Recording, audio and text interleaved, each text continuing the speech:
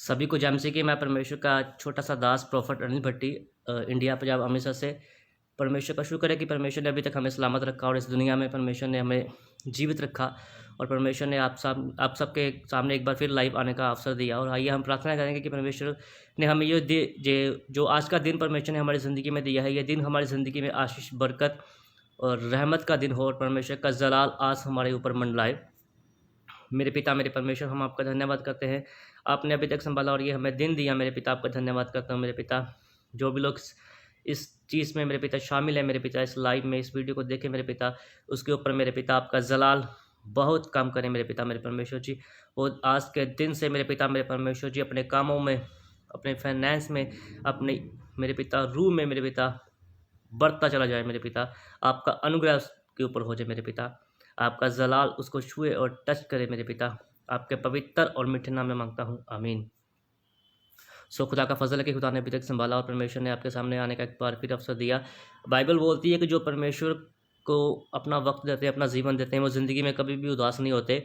और हमें परमेश्वर ने इस धरती पे परमेश्वर का भेजने का मकसद यही था कि हम परमेश्वर के कामों को करें, अधिक से अधिक रूहों को परमेश्वर के लिए लेके आएँ परमेश्वर के भवन में।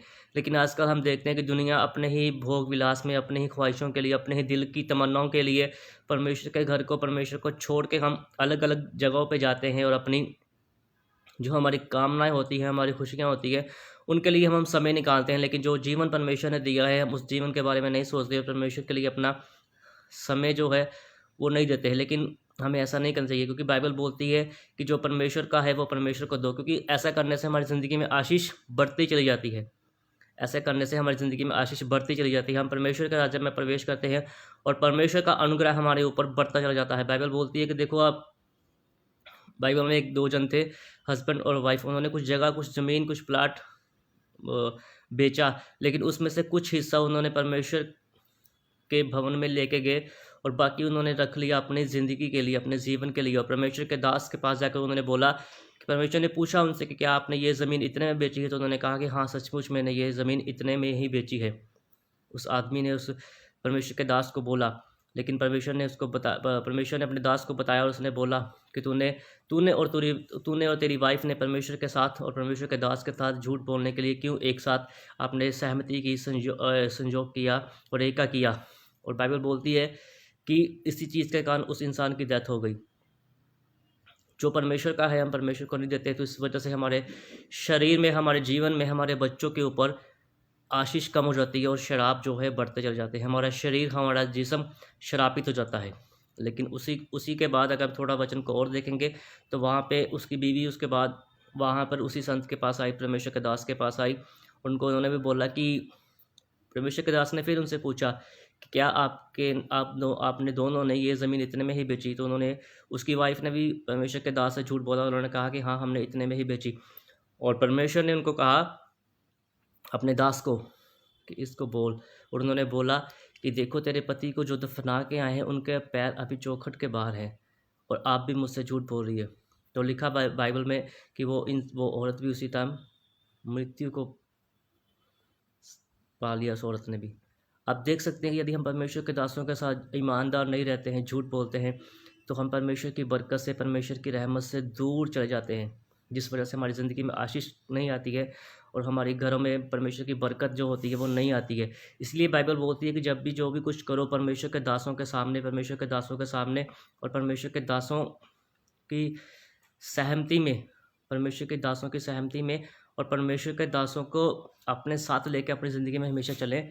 और परमेश्वर उन कामों में आपको आशीषित करेगा कि जब हम परमेश्वर के कामों के लिए परमेश्वर के दासों से बात करते हैं, परमेश्वर के दासों के साथ हम चलते हैं, तो इसी वजह से हमारे ऊपर जो है परमेश्वर का अनुग्रह है, परमेश्वर का जलाल बढ़ता चला जाता है।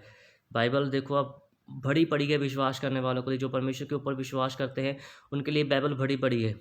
लेकिन जो परमेश्वर के वचनों पे, परमेश्वर के दास जो वचन को बोलते हैं, उनके ऊपर संदेह करते हैं, तो बाइबल बोलती है कि उनके लिए कुछ भी नहीं हो सकता। लेकिन बाइबल बोलती है कि जो इंसान विश्वास करता है उसके लिए हर एक चीज़ संभव है। परमेश्वर के नाम में वो हर एक चीज़ को प्राप्त कर सकता है अपने जीवन में, और अपनी ज़िंदगी में हर एक आशीष को वो ले सकता है, क्योंकि उसका विश्वास परमेश्वर के ऊपर है, उसका विश्वास परमेश्वर के कामों के ऊपर है, परमेश्वर के दास के ऊपर है, जो मुँह से परमेश्वर के दास प्रोफेटिक वर्ड निकलते हैं, उसका विश्वास उसके ऊपर है, उसके कान उस चीज़ के ऊपर होते हैं, उसका दिमाग, उसका ध्यान उस चीज़ की ओर होता है, उसकी आंखें उस नबी के, उस परमेश्वर के दास के ऊपर लगी रहती है कि इसके मुंह से क्या शब्द निकलेंगे और मैं उस शब्द से आशीष को प्राप्त करूंगा। बाइबल बोलती है कि यदि हम परमेश्वर के वचनों के अनुसार अपने जीवन को व्यतीत करते हैं तो हमारी ज़िंदगी में परमेश्वर का अभिशाप काम नहीं करता।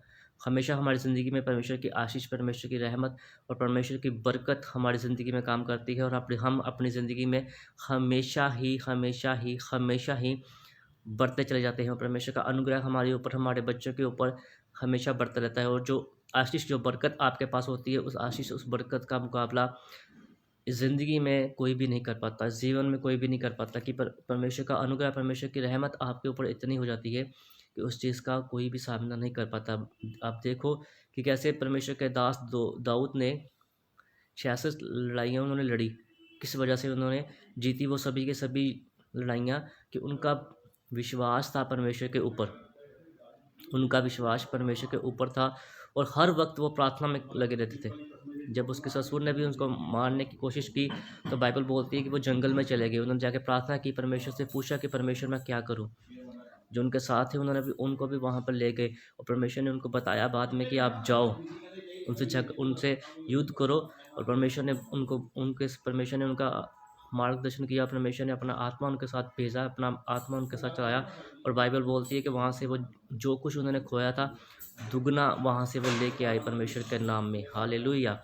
इसलिए ये हो पाया कि उनका ध्यान, उनका जो मकसद था वो सिर्फ दुनिया के कामों में नहीं, या अपनी ज़रूरतों की ओर नहीं था। उनका मकसद था परमेश्वर के राज्य को फैलाना, परमेश्वर के कामों को करना, और परमेश्वर को सबसे बड़ी बात, उनका मकसद था कि अपनी ज़िंदगी में परमेश्वर की इच्छा को पूरे करना। यदि हम ये सोचते हैं कि हमारी ज़िंदगी में परमेश्वर की क्या इच्छा है, हम उसको ढूंढते हैं, तो सचमुच परमेश्वर अपने किसी न किसी दास के ज़रिए वो इच्छा हमारी ज़िंदगी में भेजते हैं, और परमेश्वर उस चीज़ को हमारी ज़िंदगी में होने देते हैं। और परमेश्वर का दास हमें बताते हैं कि आपकी ज़िंदगी में क्या कमी है, किस तरीके से हमें प्रार्थना करनी चाहिए, किस तरीके से हमें परमेश्वर का जलाल अपनी ज़िंदगी में लेना चाहिए। और यदि हम उस चीज़ों को मानते हैं, जो बाइबल भरी पड़ी है गवाहियों से, आप देखो कि परमेश्वर ने कितने कितने लोगों को क्या क्या कुछ दिया, और परमेश्वर ने उनका जो मान था दुनिया में कैसे बढ़ाया। तो वही परमेश्वर आपके और मेरे मान को भी आज भी बढ़ा सकते हैं। लेकिन बात यही है कि जो परमेश्वर के दास बोलते हैं, बाइबल जो बोलती है उसी के अनुसार अपनी ज़िंदगी को व्यतीत करें। सबसे पहले छोटे से छोटे चीज़ को भी करने से पहले परमेश्वर का धन्यवाद करें, परमेश्वर का धन्यवाद करें, और उस काम के बाद परमेश्वर जब उस काम को कर देते हैं उसके बाद परमेश्वर का फिर धन्यवाद करें। और हर एक छोटे से छोटे काम में परमेश्वर के कामों के लिए दान दो, अपनी कमाई का और अपने इस जिस्म का भी दान परमेश्वर के कामों के लिए दीजिए। क्योंकि जो जिस्म में से हम, परमेश्वर ने हमें ये जिस्म दिया है कि हम हर पल हर समय उसको, परमेश्वर को बलिदान दें। यदि हम ऐसा नहीं करते हैं, हम अपने कामों के लिए अपने जिस्म को इस्तेमाल करते हैं, तो परमेश्वर का अभिषेक हमारे जिस्म में भी कम होता चला जाता है। लेकिन यदि हम छोटे से छोटे काम के लिए परमेश्वर को समय देते हैं, परमेश्वर के कामों के लिए हम अपने जिस्म को इस्तेमाल करते हैं, तो परमेश्वर का अनुग्रह हमारे ऊपर बढ़ता चला जाता है। और परमेश्वर हमें आने वाले समय के बारे में बताता है कि आने वाले समय में क्या होगा। आप भविष्यवाणी करेंगे, फिर परमेश्वर का जलाल आपके ऊपर होगा, और आपके सामने कोई भी ठहर नहीं पाएगा, कोई भी टिक नहीं पाएगा। आपके सर के ऊपर, आपकी ज़ुबान के ऊपर इतना अभिषेक होगा कि आप किसी भी इंसान के पास जाएंगे तो परमेश्वर उसका सारा चिट्ठा आपको बताएंगे। वो इंसान देखेगा, पूछेगा यार तू क्या है, तो फिर आप उसको बता सकते हैं कि परमेश्वर का अनुग्रह, परमेश्वर का मसा, परमेश्वर का अभिषेक मेरे ऊपर है। आइए हम प्रार्थना करेंगे परमेश्वर के इस सुंदर समय के लिए जो परमेश्वर ने आपको और मुझे दिया। मेरे पिता, मेरे परमेश्वर जी, इस समय के लिए आपका धन्यवाद करता है मेरे पिता, जो आपने हमें दिया मेरे पिता। इस वचन के द्वारा मेरे पिता लाखों लोग आपकी आशीष को, आपकी बरकत को प्राप्त करें मेरे पिता। जो इस वीडियो को, इस चीज़ को, लाइव को कोई बहन देख रही है मेरे पिता, मेरे परमेश्वर जी, मीनू नाम है मेरे पिता उसका, आप उसको बेटा देने के लिए जा रहे हैं मेरे पिता, छत्तीसगढ़ से, तमिलनाडु से। आपका धन्यवाद करता हूँ मेरे पिता, आपने दिखाया और आपका अनुग्रह जो काम कर रहा है मेरे पिता। इसी टाइम इस बहन को छूइए और टच कीजिए मेरे पिता, अपने जलाल में छुपा के रखिए हर को मेरे पिता।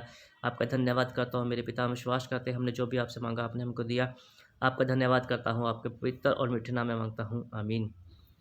परमेश्वर में बने रहिए और दुआ में हमें भी याद रखिए। खुदा का जलाल हमेशा आपके ऊपर हो। जय मसीह की।